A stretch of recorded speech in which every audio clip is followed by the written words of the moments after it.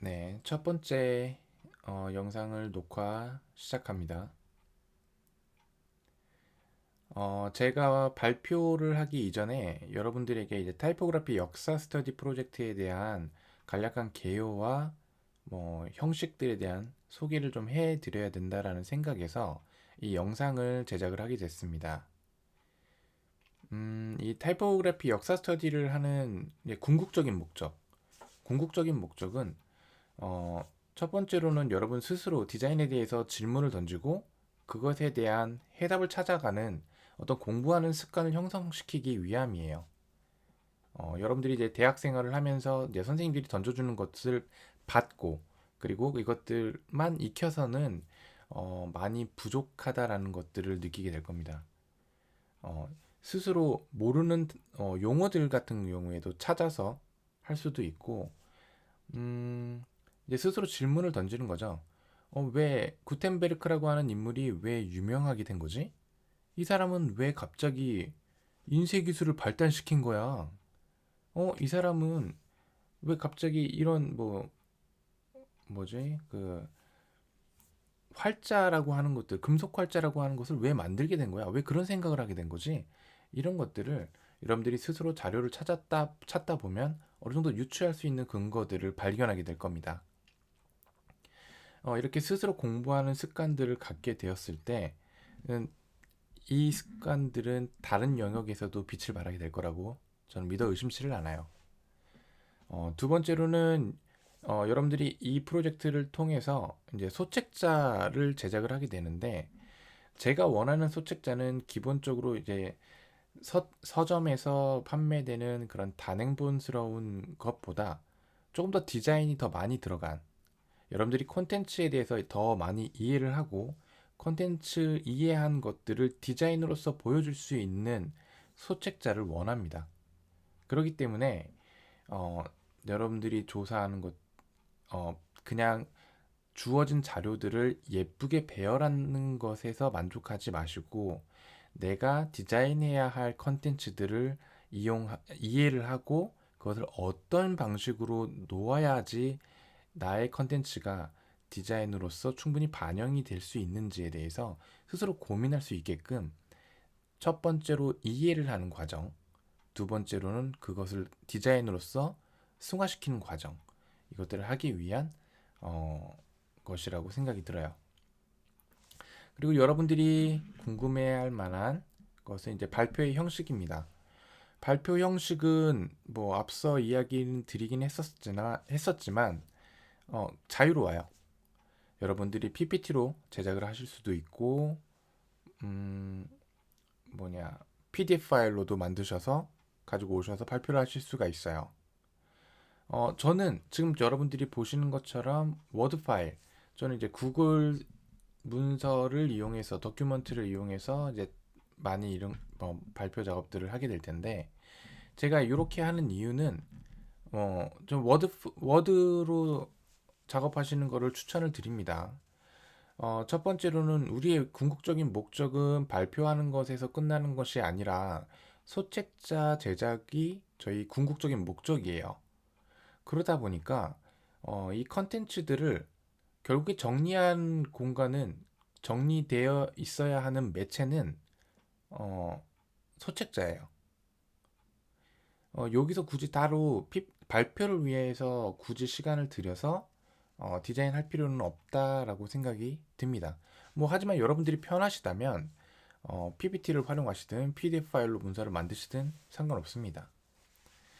이렇게 워드 파일로 작성을 했을 때의 장점은 자료 정리와 수정이 용이하고 인디자인에서 직접 타이핑을 하는 것보다 이게 워드 프로그램이 훨씬 더 가볍기 때문에 수정과 이렇게 편집이 용이합니다. 그리고 음, 그죠? 그 용이하고 나중에 인디자인으로 이 파일들을 넘길 때 덕 파일, doc 파일이나 docx, 텍스트 파일 이런 것들로 변환해서 집어넣기에 용이하다라는 거죠. 어, 딱 하나 여러분들에게 조금 부탁드려야 되는 것은 저희 수업 인원도 있고 발표하는 인원과 이제 시간이 한정되어 있다 보니까 발표 시간은 5분으로 한정돼서 준비된 자료들은 많이 있겠지만 발표는 5분 안에 요약하셔서 발표를 해주십사 부탁을 드립니다. 물론 제가 발표할 때는 저는 이제 인쇄 이전과 이후 뭐 이런 것들을 이제 섞어서 이야기를 하다 보니 아마 시간은 조금 오버될 것이라고 예상이 됩니다. 자, 발표에 대한 가이드라인 뭐 아주 구체적이진 않지만 좀 뭉뚱그려서 좀 소개를 해드리도록 하려고 해요. 일단 인물이긴 한데 이 인물이 도대체 무슨 일을 했길래 타이포그래피 선구자 목록 안에 지금 들어가 있는지에 대해서 그 주요 업적에 대해서 여러분들이 조사를 해주시면 돼요. 이 조사를 하실 때 단순히 뭐 구텐베르크는 인쇄를 혁명을 했어. 뭐 금속 활자를 만들었어. 이게 아니라 그게 왜 필요했는데 이게 궁금한 거죠. 이전 시대의 문제점들이 뭐가 있었길래 이 사람은 이걸 만들었고 이게 위대하다고 사람들이 칭송하는 그 이유 그리고 이것을 만들 수 있었던 이유들에 대해서 이제 계속 조사해 나가게 됩니다. 그 이유는 아무래도 그 인물 안에 있겠죠. 그 인물의 출생 국가, 출생 연도, 이 어떤 문화적이고 사회적인 배경들, 그리고 이 사람이 자라온 환경, 배워왔던 어떤 학업적인 것들, 심지어 그 사람이 갖고 있었던 어떤 관심을 갖고 있었던 것들, 뭐 이런 것들 안에서 이것을 만들어낼 수 있었던 계기들이 발견되기도 합니다. 그리고 마지막으로는 요게 좀 중요하겠죠. 본인이 생각하고 있는 이 인물에 대해, 이 인물이 만들어낸 업적에 대한 본인이 생각하고 있는 바, 느낀 바, 그리고 이 사람의 업적에 대한 평가한 것에 대해서 솔직하게 이야기를 해주시면 좋을 것 같아요. 이 부분이 제일 중요하겠죠. 이게 단순히 인터넷에 돌아다니는 여러분들이 이제 책에서 발제해낸 뭐 그런 내용들뿐만 아니라 여러분들이 독특한 컨텐츠로 발전시킬 수 있는 요소라고 생각이 듭니다. 이제 타이포그래피 역사 스터디 프로젝트 이제 개요를 제가 간단하게 적어봤는데요. 이게 뭐 보면서 같이 할게요. 책을 만들어내는 인쇄기의 출현이라고 하는 것들이 굉장히 커다란 영향을 끼쳤습니다. 지식과 논쟁, 뭐 이게 사고 이런 개념들을 널리 퍼지게 만들어낸 거죠. 되게 확산을 시켜버렸어요. 그리고 이런 것들과 같은 맥락으로 퍼스널 컴퓨터라고 하는 것들이 만들어지고 이 기존에 아마 이해를 못 하실 수도 있을 거라고 생각이 들어서 간단하게 얘기하자면 이제 컴퓨터라고 하는 것이 기존에는 굉장히 전문적인 영역의 것이었어요. 전문가들만 사용했고 산업에서만 사용할 수 있는. 근데 이제 퍼스널 컴퓨터, 이제 스티브 잡스가 퍼스널 컴퓨터라는 것을 고안을 하게 되고 이것들이 대중화하게 되면서 일반 개인, 가정 안에서도 컴퓨터를 볼 수 있게 된 거죠. 굉장히 많은 것들이 바뀌게 됩니다. 그죠? 여러분들 스스로 자료를 찾고 세계가 하나의 공간 안에, 온라인 공간 안에서 하나로 모여지게 되는 거죠. 자, 오늘날의 개인용 컴퓨터가 현대적 의미로서 많은 부분 책을 대체하고 있다라고 하는 거, 어떤 일부 기능들을 많이 대체하고 있다라는 거 알고 있어요. 근데 타이포그래피가 단순히 책에서만 존재할 거라는 생각을 하지 않으셨으면 좋겠어요.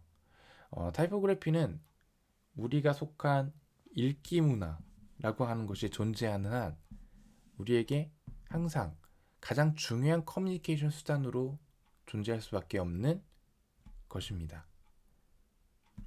자, 인쇄 발명의 근원은 활자와 활자 제작 과정에 있다. 반복해서 사용할 수 있는 주조 활자는 구텐베르크가 이룩한 세계를 정복한 나베군대라고 일컬어지는 궁극적인 발명의 기초가 되었다. 컴퓨터가 많은 산업에 영향을 끼친 것처럼 인쇄 산업도 그 당시의 산업, 사회, 문화, 경제 곳곳에 영향을 끼치게 됐습니다. 여러분들이 오늘날 지금처럼 키보드 앞에 앉아서 사용하고 있는 글자꼴들 이런 것들이 전부 다 저마다의 특징을 가지고 있어요. 그리고 이 특징을 갖기 위해서 되게 수많은 시간과 노력이 들었죠.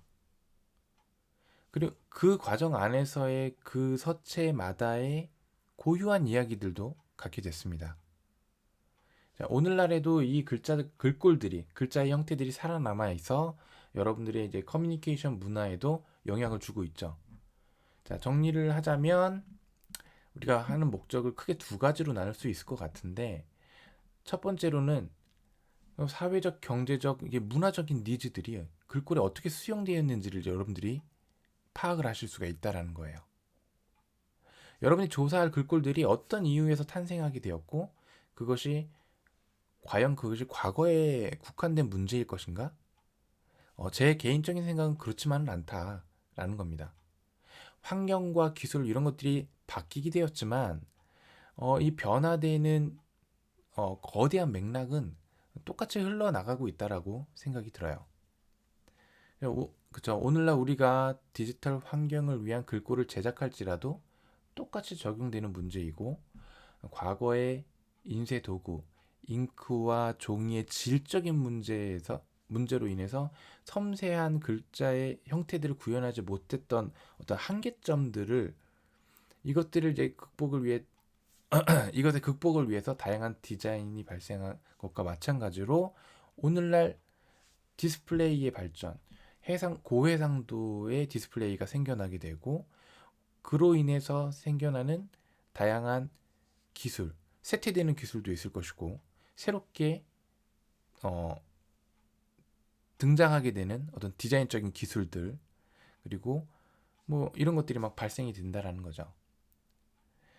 그 디자인에 대한 형태적인 특징들은 다를지 몰라도 그 디자인이 변해야 되는 이유는 같은 맥락으로 흐를 수 있다는 것을 우리가 발견할 수가 있을 거라고 생각이 듭니다. 이런 발견들이 여러분들이 앞으로 디자인을 할 때에 여러분들이 무엇을 생산해내고 무엇을 창조해내든지 사회적, 경제적, 문화적인 이슈들을 통해서 이 사람 왜 이런 것들이 필요로 하게 되고, 지금 이런 기술들이 있는데 앞으로는 이런 것들이 더 필요로 하게 될 거야 라고 여러분들이 알 수 있게 되는 거죠. 두 번째로는 글꼴이 담고 있는 내러티브에 대한 거예요. 오래전에 개발된 글꼴들, 뭐 여러분들이 지금 현재 사용하고 있는 글꼴들도 예전에 디지털 폰트가 등장하기 이전에 만들어졌던 글꼴들이 굉장히 많아요. 이제 폰트 회사 같은 데서 이것들을 다시 개발을 해서 디지털 폰트화하고 이것들을 계속 개선하고 발전시켜 나갑니다. 이제 이것들이 이제 과거엔 굉장히 질이 나쁜 잉크와 종이 인쇄 기술의 문제 때문에 뭐 형태적으로 미완성적인 것들이 많을지라도 어, 이것들을 개선해서 디지털 환경에서 복원을 하는 거죠. 그 과정 속에서 원본성에서 가지고 있었던 형태적인 특징들이 좀 변하기도 합니다. 그렇다면 왜 굳이 이것을 새로운 서체라고 이름으로 명명하지 않고 과거의 글꼴 이름을 그대로 가지고 오면서 디지털 화자 작업을 계속 하게 됐는지 되게 궁금했어요. 예, 서체 제작 기업과 디자이너가 이전 글꼴을 개설하는 이유가 도대체 무엇일까? 예, 그 형태, 기본적으로 갖고 있었던 글꼴의 아름다운 형태뿐만 아니라 그 안에 있는 그 글꼴이 가지고 있는 네, 이야기들, 그리고 그 이야기로 인해서 이 서체를 사용하기 만드는 그 매력이 더 커진다라고 생각이 들었습니다. 자, 우리가 디자이너와 디자인의 이야기를 이렇게 살펴보면서 이 둘 인물과 그들이 만들어낸 결과물에 대한 연관성을 찾고, 오늘날 디자이너 여러분들, 그죠? 여러분들이 자신만의 이야기를 그려 나갈 수 있기를 기대를 한다라는 거죠. 자, 그래서 이렇게 뭐 간단하게 뭐 프로젝트에 대한 개요와 뭐 발표 형식, 뭐 어떤 형식으로 이야기를 이끌어 나갔으면 한다라고 하는 것들 가이드라인 뭐 이렇게 해서 여러분들에게 소개시켜 드렸습니다. 자, 그러면 잠시 후에 본격적으로 이제 발표를 시작하도록 하겠습니다.